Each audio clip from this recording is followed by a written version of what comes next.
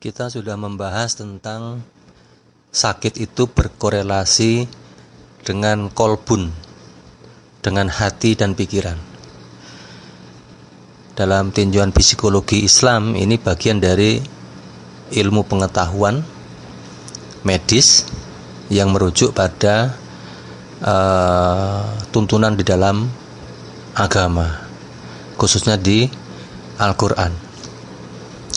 Nah, kita sudah tahu bahwa orang sakit ini kan biasanya ingin sembuh. Sehingga jika kita ingin sembuh, kita menggunakan Al-Quran sebagai petunjuk.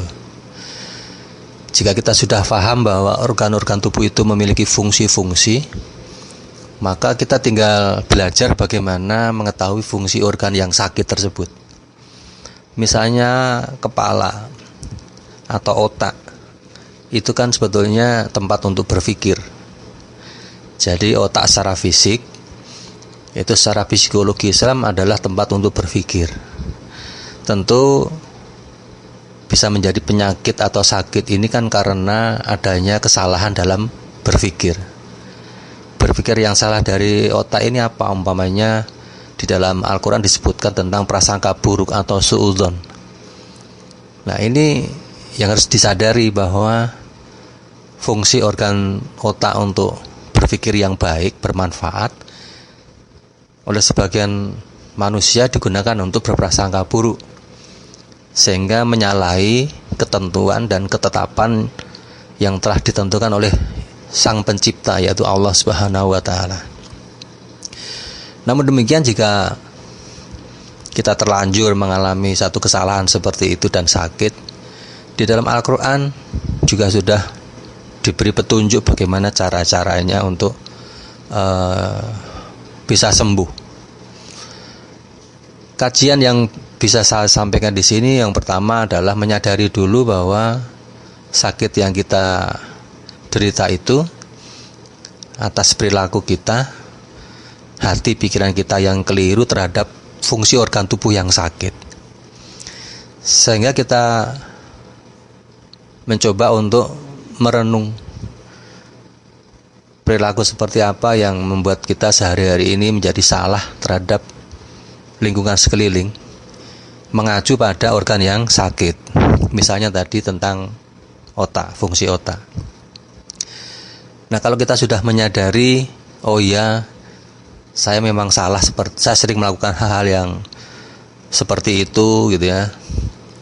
Kalau sudah memahami, kita punya planning, niat untuk memperbaiki diri. Kemudian setelah kita punya niat untuk memperbaiki diri, setelah tadi menyadari kesalahannya, kita memohon ampun kepada Allah, karena ini nanti ada kaitannya dengan dosa kalau di dalam Islam.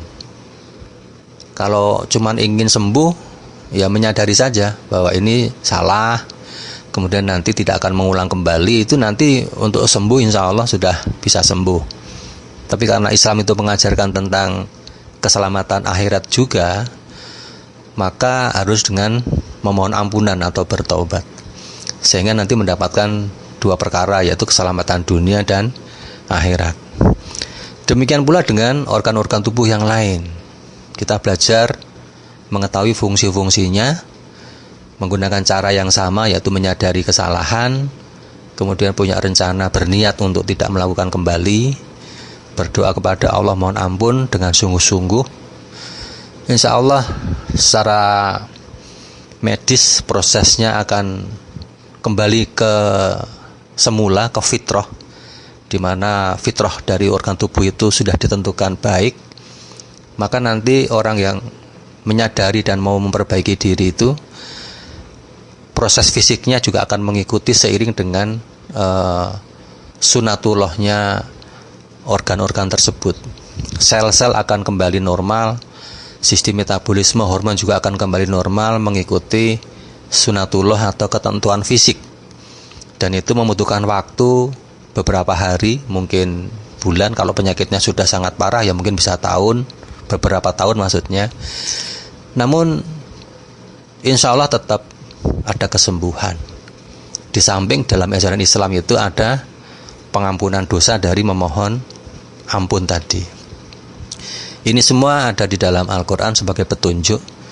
Jadi Islam itu juga memiliki panduan untuk meringankan bagaimana orang itu hidup di dunia ini agar tidak tersesat dan bisa mendapatkan berkah dan rahmat dari Allah.